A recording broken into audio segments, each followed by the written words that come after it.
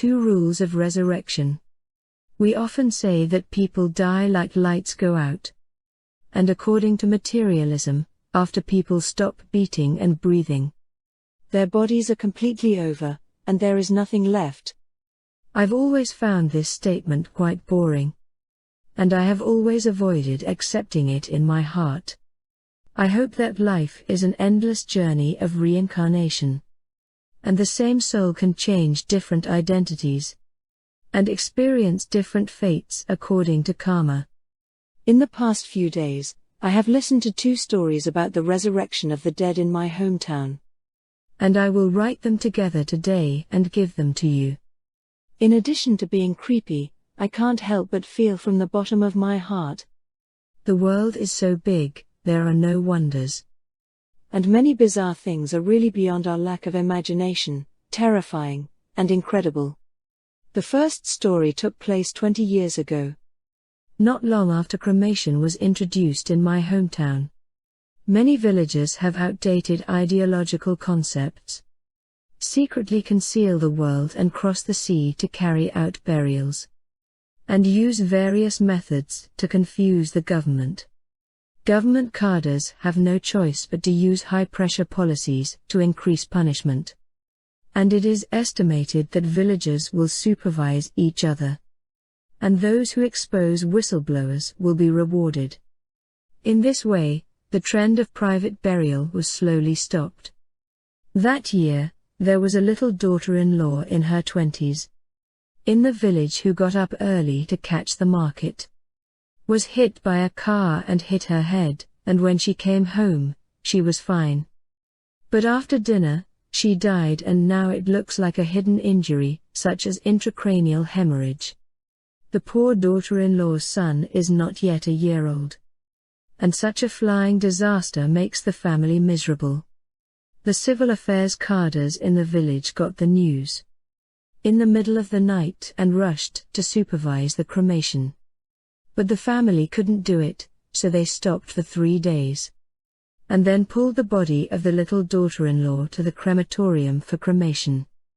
As soon as the stoker turned on the button, everyone present heard a long, out-and-out scream from the furnace. The voice was terrible and abnormal. It didn't sound like a human being, it was like an out-and-out ghost howl. With 2 heavy muffled sounds of bang and bang in the furnace, everything fell silent. A group of people outside were frightened in the morning. And it took nearly 10 minutes for the family members to react. Crying and going to the crematorium staff. People say that even if it's really fake death, there is no problem now. The high temperature in the furnace is thousands of degrees. And the big living people will be roasted thoroughly when they go in. After listening to this story, I seriously suspected that it was a rumor made up by the people who opposed the cremation policy. But then this story is quite a bit of the weird horror of Murano's strange talk. It is said that there is an old man in the countryside below, who is terminally ill and bedridden for more than half a year.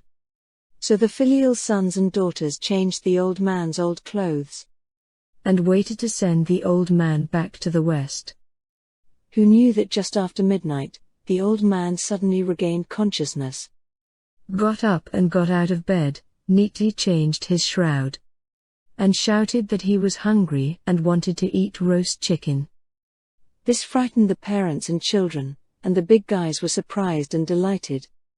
And they didn't know what to do for a while. On the night of the old man's resurrection, he ate 3 smoked chickens in one go. Wiped his mouth after eating, and let out a satisfied and arrogant sharp laugh, which scared the whole family to dare not take a bite. And said in his heart, "Is this still our old man? Judging by his appearance, he is not fake, but how to judge the 2 of them in this way?" In the next 2 days, the old man basically did not speak. He had to eat chicken every day, and he did not sleep in the middle of the night. And the eldest son who accompanied him was terrified to find that in the dark night, the old man's eyes faintly flashed a green light, which was extremely strange and creepy. The family guessed that the old man was possessed by a spirit, and hurriedly went to the Feng Shui man's house in the village to watch things. Mr. Feng Shui closed his eyes for a long time, pinched his fingers, and said, "Your old man left as early as that night, and now his soul has been reported to the underworld. Now this is the possession of the Yellow Immortal." The family hurriedly asked how to deal with it. And Mr. Feng Shui said to go back and take out your old man's shroud to dry. And the thing naturally retreated. The family hurried home to do so, Hung the old man's old clothes in the courtyard, and dried them in the courtyard for a long time. And the old man died that night, and went west. Seriously, I love to talk to the farmers in the countryside, and listen to them tell these scalp-tingling, creepy and horrific tales that have a sense of authentic and natural reality. that we have been living in the metropolis for a long time, and are hard to hear. I'm going to leave for Beijing tomorrow, and I'm grateful to meet these simple and kind storytellers, most of whom I don't know in my life. They are willing to search for dry intestines, and they spare no effort to provide me with stories and materials to help me carry out such a small business that is quite boring and idle. May God have mercy on them, and bless them with peace in all seasons and abundant harvests. If you have similar experience, please comment and let me know your experience.